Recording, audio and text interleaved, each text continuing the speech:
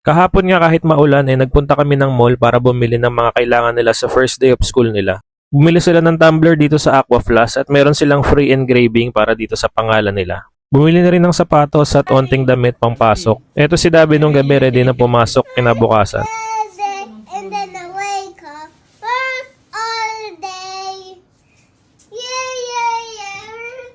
Ito naman si Mami naglalagay ng mga pangalan sa notebook at mga bags nila. Tapos eto nung madaling araw naglaga lang ako ng mga quail eggs para pambaon nila. So kung mahilig pala kayo mag-boiled egg, nagda-diet kayo or nagpapalaki ng katawan, pwede rin dyan mga steamed veggies or siomai. Try nyo tong electric egg boiler, lalagay ako ng link dyan sa baba. Lalagyan nyo lang siya ng tubig, tas automatic na rin siyang mamamatay. Kaya less hassle na lalo kung may ginagawa kayo. Tapos nasa 200 plus lang din to. Naunang nagising si Dylan kaya uminom lang siya ng gatas, tas kumain ng pandesal. Ito naman si Davin looking sharp at ready nang pumasok. Si Dylan din nagtatali na lang siya ng buhok.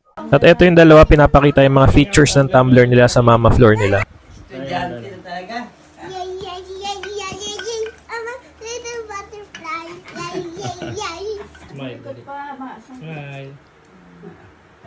A long time to sa harap dito.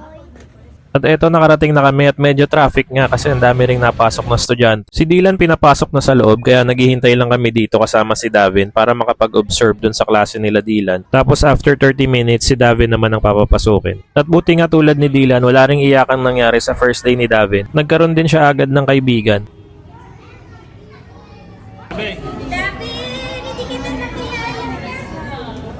Eto na si Dylan sa loob ng classroom niya. Ang grade 1 na siya. Yan, kitang-kita naman mas tamed na sila. Check naman natin si Daben kung anong lagay niya dun sa kabila.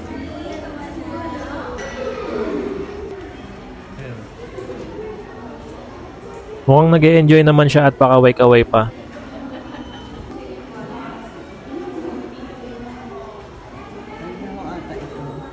Ay, hindi. Kita. Ayaw bumaba. Ayun at nag-approve pa nga. Balik naman kami kay Dylan at yan nakaupo na sila. Mukhang ready na sila mag-activity. Ito na yung sunduan time. Yan na si Davin, dala-dala yung mga sticker niya. Ay, di ka na, Beng. Di ka na. Ito na siya, excited umuwi at ipakita yung mga sticker at nagawa niya sa mama floor niya. Ito pag-uwi, pinapakita niya pa yung ID niya. Ano pa, kalimutan mo. Next naman naming sinundo ay si Dylan kasi hindi sila parehas ng time. At ito din pinakita niya yung mga ginawa nila nung first day of school nila. Ano na lang pa yung... Alam mo type ng dugo. Yun, tumakbo na rin siya sa gate at excited na rin makauwi. Dylan. So, kalkalas babi. So yun lang para sa first day of school nila. Bukas ulit, kita kits!